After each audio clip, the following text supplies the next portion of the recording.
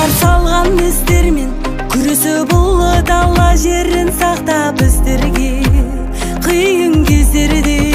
Елімде жерімде азат, әлемнің 8-ші кереметі ең ғажап еркін ел қазақ. Байтақ жерім асу белем, қазақ елім менің ата мекенім, сұлу ғажап мекенім, барға мақтан етемін. Азат елім менің ата мекенім, қазағым, қазағым.